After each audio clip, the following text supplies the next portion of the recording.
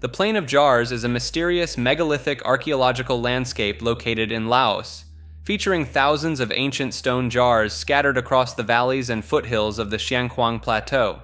These jars, arranged in clusters ranging from a single jar to several hundred, are believed to be associated with prehistoric burial practices dating back to the Iron Age, possibly as early as 1240 to 660 BC. The jars are carved from various types of rock, including sandstone, granite, conglomerate, limestone, and breccia, and vary in size from 1 to 3 meters in height and diameter. In addition to the jars, stone discs and grave markers have been discovered in close proximity, indicating the presence of burial pits and chambers. Excavations by French researcher Madeleine Colani in the 1930s, and subsequent studies by Lao and Japanese archaeologists have revealed human remains, burial goods, and ceramics around the jars, supporting the theory that the Plain of Jars was an ancient burial site. Local legends attribute the creation of the jars to a race of giants who once inhabited the area, with the jars being used to store rice wine to celebrate a victorious battle. Another local story suggests that the jars were molded from natural materials and fired in a kiln, as evidenced by a cave at Site 1. The Plain of Jars was heavily bombed during the Vietnam War, and many unexploded bombs still pose a threat to visitors, with only certain areas being safely accessible. In 2019, the Plain of Jars was inscribed as a UNESCO World Heritage Site, recognizing its significance as one of the most important prehistoric sites in Southeast Asia. Planet 9 is a hypothetical planet believed to exist in the outer reaches of our solar system, beyond the orbit of Neptune. Its existence was proposed by astronomers Konstantin Batygin and Michael Brown in 2016, based on the peculiar clustering of orbits observed among a group of extreme trans-Neptunian objects, ETNOs. These ETNOs have orbits that are tilted and elongated compared to most objects in the solar system, and they all seem to be influenced by the gravitational pull of a large, unseen object. According to calculations, Planet 9 is estimated to be a super-Earth, with a mass about 5 to 10 times that of Earth, and an orbit that is 400 to 800 times farther from the Sun than Earth's orbit. It is thought to take between 10,000 and 20,000 years to complete one orbit around the Sun. While the existence of Planet 9 has not been directly confirmed, the clustering of ETNOs and the gravitational effects observed strongly suggest the presence of a large planet in the outer solar system. Astronomers are actively searching for Planet 9 using powerful telescopes, but its great distance and relatively small size make it challenging to detect. Some alternative hypotheses have been proposed to explain the unusual orbits of ETNOs, such as the gravitational influence of a massive disk of small objects or a primordial black hole. However, the Planet 9 hypothesis remains the most widely accepted explanation among the scientific community. If Planet 9 is discovered, it would be a significant milestone in our understanding of the solar system and could provide valuable insights into the formation and evolution of planetary systems. Planetary chauvinism is the belief that human society and alien civilizations will always be based on planets, even if they expand beyond their home worlds. This idea overlooks or ignores the potential benefits of living in space-based habitats, such as O'Neill cylinders. The term planetary chauvinism is often attributed to Isaac Asimov, but he credited Carl Sagan with coining the phrase. Proponents of space habitation argue that all the benefits of living on a planet can be achieved in specially designed space structures. A narrower version of planetary chauvinism is G-star chauvinism, which assumes that intelligent life will always evolve around stars similar to our Sun, which is a G-type star.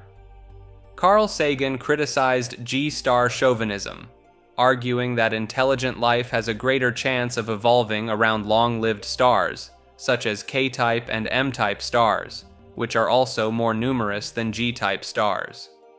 The concept of planetary chauvinism challenges our assumptions about the future of human civilization and the potential for life to evolve and thrive in various cosmic environments.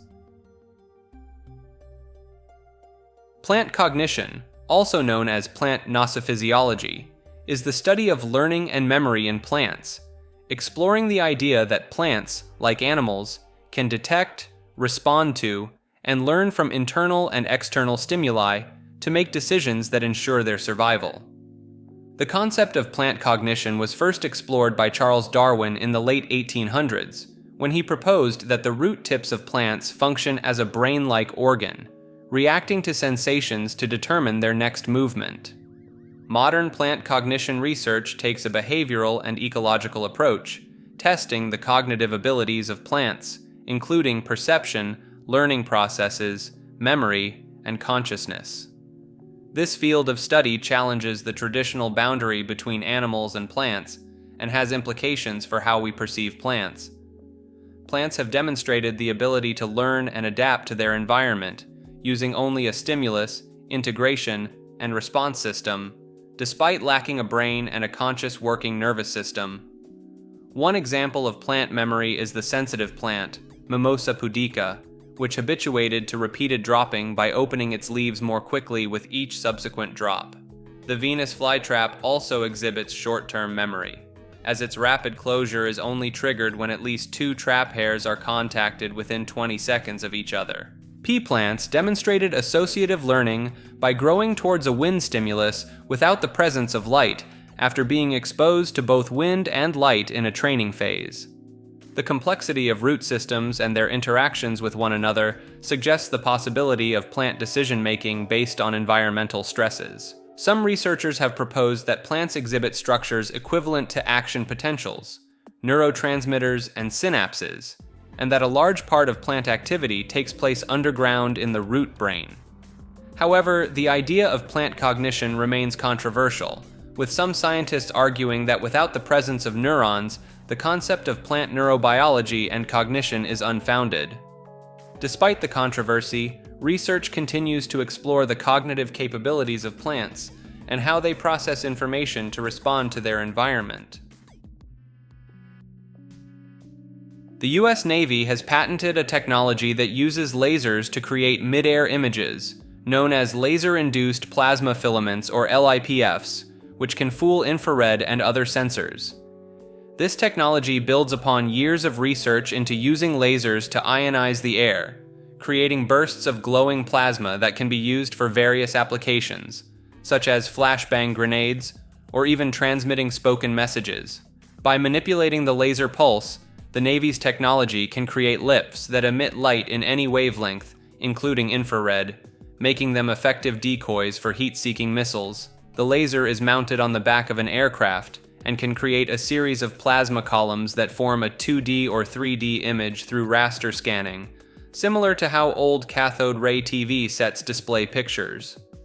Multiple laser systems can be used to generate several ghost images, making it appear as though there are multiple aircraft present, greatly increasing the chances of a missile targeting the wrong object.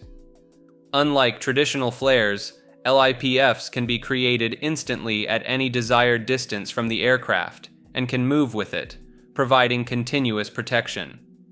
The technology can also be used to protect other targets, such as ships, military bases, or even entire cities, by deploying the laser from various platforms like helicopters.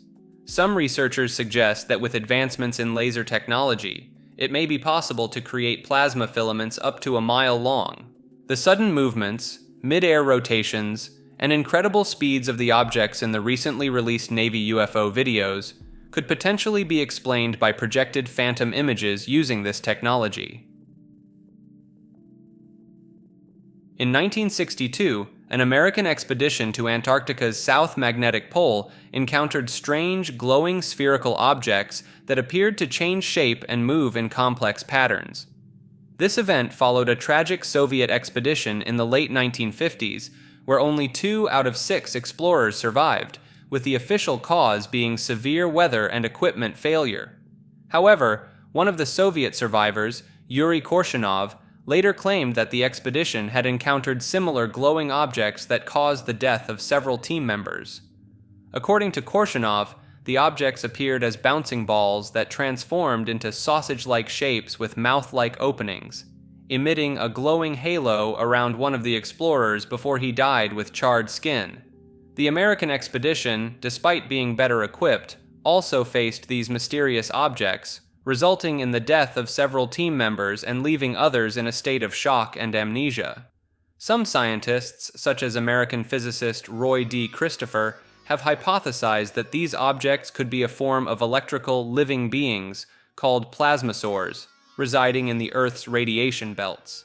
Christopher suggests that Plasmosaurs normally exist as sparse, invisible entities in the upper atmosphere, but become dense and visible when they approach the Earth's surface near the magnetic poles. He also proposes that this form of life could have originated much earlier than organic life on Earth, allowing for the development of sophisticated forms over a long period.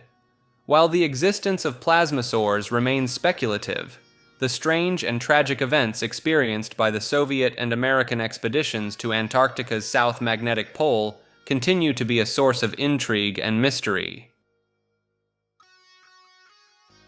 Plato's Allegory of the Cave, presented in his work Republic, is a philosophical thought experiment that explores the nature of reality, knowledge, and education. In the allegory, prisoners are chained in a cave, facing a blank wall, and can only see shadows projected on the wall from objects passing in front of a fire behind them. The prisoners give names to these shadows, believing them to be reality, as they have never seen the real objects that cast the shadows. Plato suggests that the shadows represent the limited, distorted reality that we perceive through our senses, while the objects outside the cave represent the true forms of reality that can only be grasped through reason. If a prisoner were to be freed and forced to look at the fire and the objects casting the shadows, he would initially be blinded by the light and resist the new reality. However, if the prisoner were dragged out of the cave and into the sunlight, he would eventually adjust and recognize that the sun is the source of all light and truth.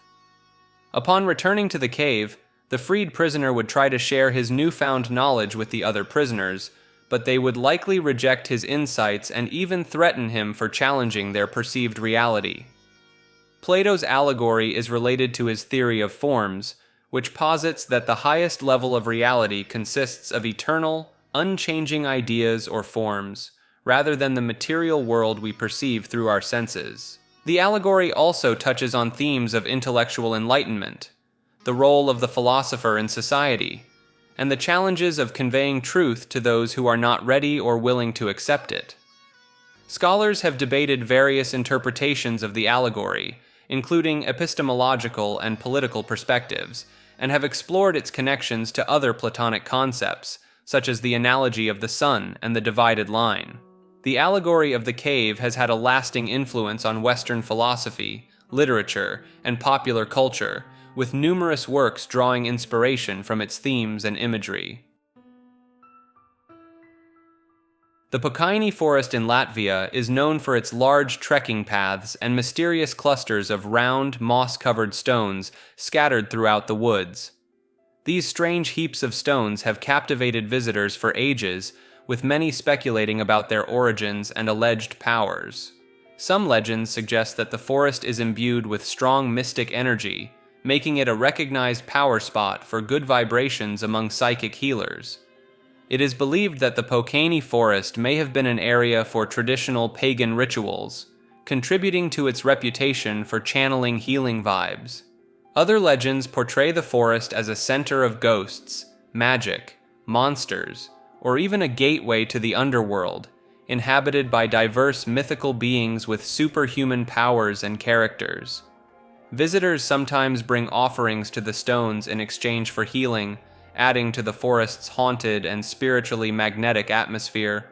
Locals warn against taking stones from the Pokaini forest, with superstitions claiming that people have died or suffered soon after visiting and removing stones from the woods. The cataclysmic pole shift hypothesis is a pseudoscientific claim that suggests the Earth's axis of rotation has undergone relatively rapid shifts, causing catastrophic events such as floods and tectonic disturbances or rapid climate changes. This hypothesis is distinct from the well-established phenomena of precession, changes in axial tilt, and true polar wander, which occur on much longer timescales and do not involve relative motion of the spin axis with respect to the planet.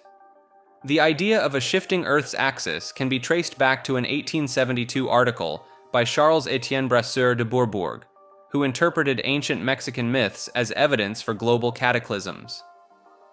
In 1948, Hugh Auchincloss Brown proposed a hypothesis of catastrophic pole shift, arguing that the accumulation of ice at the poles caused recurring tipping of the axis in cycles of approximately 7 millennia.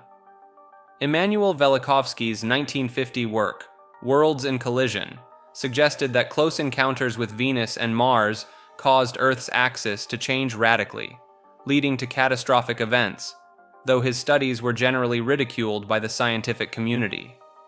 Several authors have offered pseudoscientific arguments for the pole shift hypothesis, but skeptics counter that these works combine speculation, the work of psychics, and modern folklore while avoiding basic science. Charles Hapgood, in his books The Earth's Shifting Crust and Path of the Pole, proposed that accumulated polar ice mass destabilizes Earth's rotation, causing crustal displacement without disturbing Earth's axial orientation. Hapgood argued that shifts of no more than 40 degrees occurred about every 5,000 years, interrupting 20,000 to 30,000 year periods of polar stability, but later conceded that the weight of polar ice is insufficient to cause polar shift, and that causative forces must be located below the surface. While there is evidence of true polar wander occurring at various times in the past, the rates are much smaller than predicted by the pole shift hypothesis.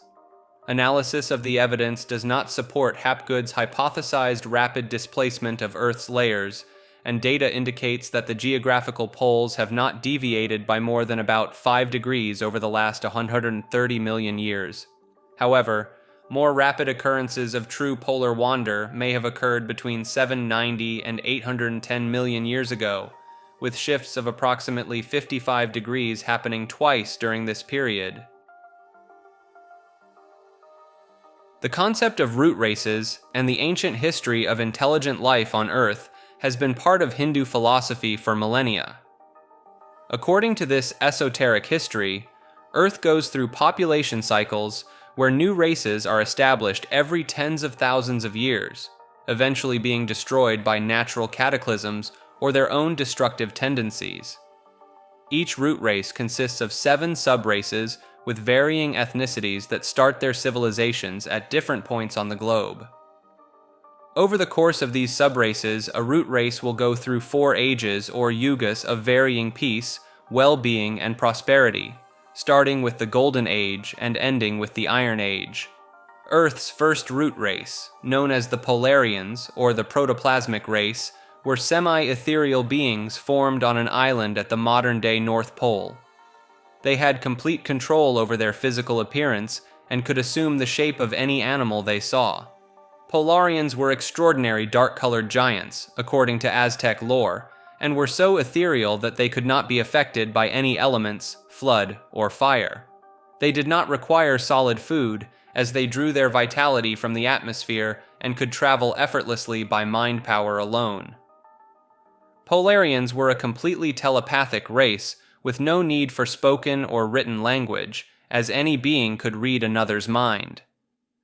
They were an inquisitive and ethically superior race, with emotionally damaging betrayal being the worst act any Polarian would commit, even in their Iron Age. Polarians reproduced asexually, similar to single-cell organisms, with the parent producing all necessary material for the new being inside themselves before dividing into 2. Individuals of this race did not die. Instead, they melted gradually away, becoming absorbed in the bodies of their own sweat-born progeny, the next root race known as the Hyperboreans. The goal of the Polarian root race was to develop intelligence and compassion within their genome to pass down to future root races, which they accomplished admirably. New research suggests that power may have a profound effect on the brain, causing individuals to lose mental capacities that were essential to their rise to power in the first place. Dacher Keltner, a psychology professor at UC Berkeley, found through decades of lab and field experiments that subjects under the influence of power acted as if they had suffered a traumatic brain injury, becoming more impulsive, less risk-aware, and less adept at seeing things from other people's perspectives.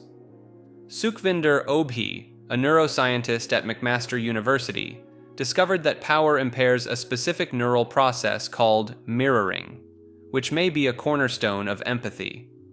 This impairment leads to what Keltner has termed the power paradox. Once individuals gain power, they lose some of the capacities they needed to attain it initially.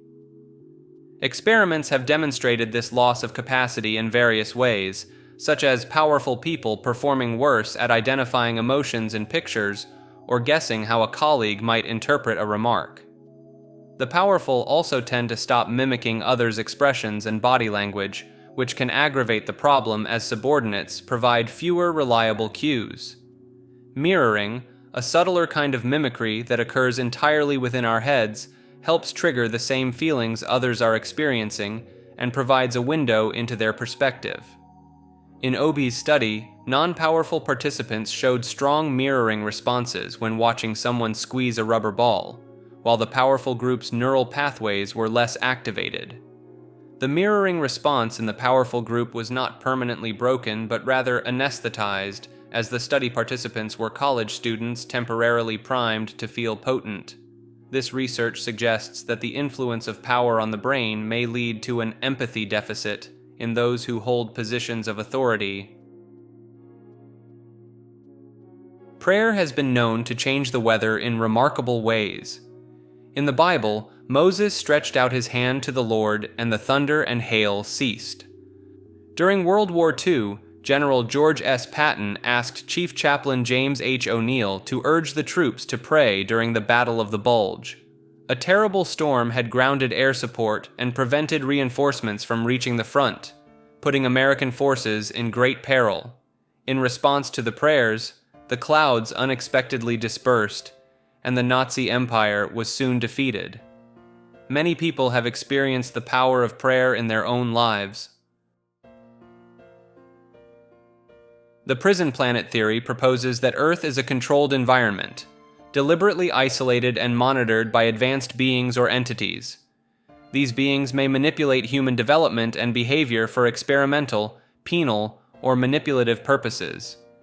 Some interpretations suggest Earth is a realm where souls or consciousnesses are trapped as part of a larger cosmic or spiritual cycle, intersecting with beliefs about reincarnation, karma, and spiritual evolution.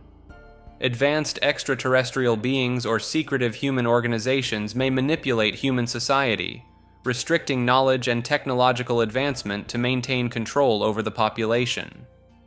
Earth could be under constant observation by extraterrestrial civilizations or higher dimensional beings for study, entertainment, or as part of a broader cosmic experiment. Individuals may be able to liberate themselves from this supposed prison through spiritual awakening, expanded consciousness, or breaking free from societal conditioning. Proponents claim the reasoning behind this prison planet experience would be to eternally recycle human souls within a hostile environment that most efficiently encourages the production of negative emotion, which is a consumable resource for the controlling entities.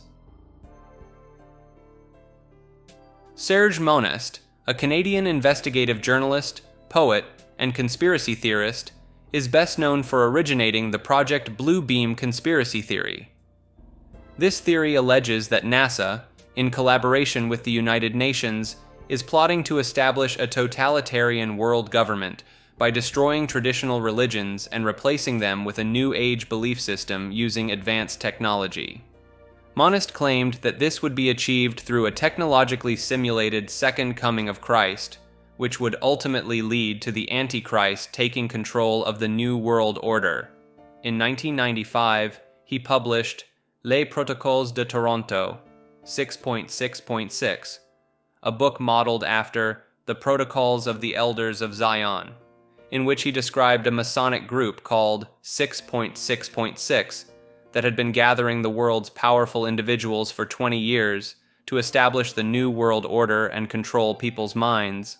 Monast's works have influenced other conspiracy theorists, and continue to circulate on the internet despite his death from a heart attack in December 1996 at the age of 51. In the early 1990s, the United States Air Force Research Laboratory initiated a project called MARAUDER, which stands for Magnetically Accelerated Ring to Achieve Ultra-High Directed Energy and Radiation. The primary goal of the MARAUDER program was to develop a coaxial plasma railgun capable of accelerating highly dense toroids containing plasma to extremely high speeds. These plasma toroids, similar to spheromax but with an inner conductor for acceleration, were intended to be used for various applications such as hypervelocity, projectiles, X-ray production, and electrical power amplification. The Phillips Laboratory in 1993 developed a coaxial plasma gun that could accelerate 1 to 2 milligrams of plasma by up to 100 billion G, in a toroid measuring 1 meter in diameter, utilizing the Shiva star capacitor bank to meet the substantial energy requirements. The projected speed of the plasma projectiles was expected to reach 3,000 kilometers per second in 1995 and an astonishing 10,000 kilometers per second, 3% of the speed of light, by the year 2000. A single shot from the MARAUDER plasma gun would have the energy equivalent of 5 pounds of TNT, causing extreme mechanical and thermal shock upon impact with the target, as well as emitting a pulse of electromagnetic radiation capable of disrupting electronic devices. The Proto-Human Language is a hypothetical language believed to be the direct genetic predecessor of all the world's spoken languages. This concept presupposes a monogenetic origin of language, meaning that all natural languages derive from a single origin, presumably during the Middle Paleolithic period. As the hypothesized predecessor of all extant languages spoken by modern humans, the Proto-Human Language would not necessarily be ancestral to any hypothetical Neanderthal language. Alfredo Trombetti, in his 1905 book, L'unità d'origine del linguaggio, made the first serious scientific attempt to establish the reality of monogenesis, estimating that the common ancestor of existing languages had been spoken between 100,000 and 200,000 years ago. In the second half of the 20th century, Joseph Greenberg produced a series of large-scale classifications of the world's languages, aiming towards a comprehensive classification of what he believed to be a single language family. Notable advocates of linguistic monogenesis include Merritt Rulin, John Bengtson, and Harold Fleming, who have attempted to reconstruct the Proto-Human language using methods such as mass comparison and internal reconstruction.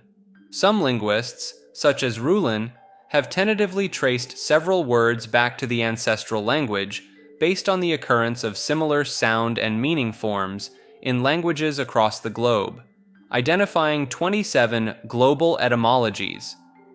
There are competing theories about the basic word order of the hypothesized Proto-Human language, with some proposing subject-verb-object order and others suggesting subject-object-verb order. However, many linguists reject the methods used to determine these forms, citing issues such as taboo word replacement and the difficulty of tracing language elements so far back into the past. Critics argue that the search for global etymologies is a hopeless waste of time and potentially embarrassing to linguistics as a discipline, as every word from the origin of human language would have been replaced or changed beyond recognition in all languages today.